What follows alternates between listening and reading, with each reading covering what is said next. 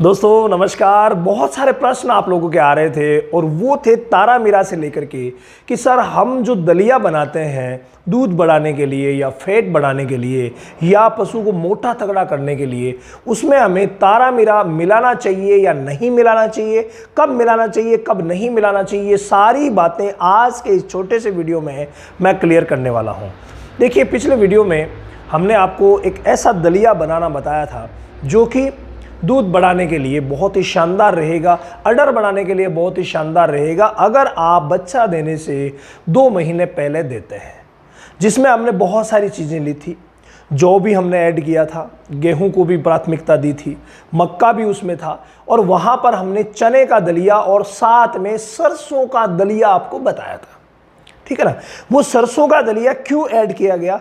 वो इसलिए ऐड किया गया कि सरसों कुल के जितने भी ये दाने हैं वो सारे के सारे दाने लगभग एक जैसा काम करते हैं। अब ये जो तारामीरा है वो सरसों से कहीं ना कहीं बेटर काम करता है। मतलब अगर आपके पास, हमने सरसों इसलिए ऐड किया कि सरसों पूरे भारतवर्ष में मिल जाती है कहीं पर भी, लेकिन ये जो तारामीरा है वो सब जगह मिलता नहीं है। बाकी अगर आपके एरिया में तारामीरा मिल जाए तो जो सरसों हमने ऐड की थी उस सरसों की जगह आप तारामीरा ऐड कर सकते हैं। या फिर मान लीजिए कम मिल रहा है तो सरसों को आधा कर दीजिए, आधा तारामीरा रख लीजिए। ये आप अपने विवेक से कर सकते हैं। कई भाइयों ने कहा था कि थोड़ी सी मात्राओं के बारे में बता दीजिए, तो जितने भी घटक हमने बताए थे उन सारे घटक को आपको बराबर मात्रा में लेना है। फिर आप कितना खिलाना चाह रहे हैं ये आपके बजट पर डिपेंड करता है, क्योंकि यहाँ पर दूध वाला मामला तो है नहीं, वजन वाला मामला भी कोई विशेष है नहीं। आप 1 किलो 2 किलो 2.5 किलो 3 किलो तक आप उसे खिला सकते हैं अपनी गाय भैंस को कि वो किस तरीके की है उसके हिसाब से। बहुत ज़्यादा वजन है तो आप 3 किलो तक ले जा सकते हैं। तो ये इस तरीके से आप मैनेज कर सकते हैं। और भाई तारामीरा तो आप किसी भी समय मिला लें, कोई प्रॉब्लम नहीं है।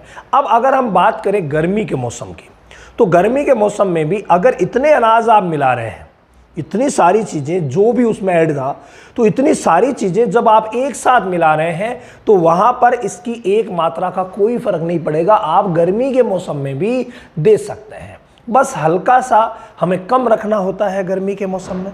जैसे अगर मैं उदाहरण आपको बताऊं कि आप 2 किलो वो दलिया जो मैंने बताया था वो 2 किलो आप देना चाह रहे हैं, तो 2 किलो अगर आप दलिया देना चाह रहे हैं तो उस 2 किलो में हमने 5 चीज़ें ऐड कर ली। तो एक चीज़ कितनी आई? 400 ग्राम। तो 400 ग्राम जो चीज़ आई है उसमें हम 400 ग्राम बिल्कुल ऐड कर सकते हैं, लेकिन अगर ये कॉस्टली भी पड़ता है तो इसीलिए इसकी मात्रा को हम कम कर सकते हैं, क्योंकि गेहूं, मक्का और जो ये तो हमें ज़्यादा देने ही पड़ेंगे। तो इसकी मात्रा को आप कम कर सकते हैं, यानी बराबर नहीं करके आप कम कर सकते हैं। वो कैसे करेंगे? उपलब्धता के हिसाब से। भाई आपके यहाँ पर उपलब्धता क्या कहती है।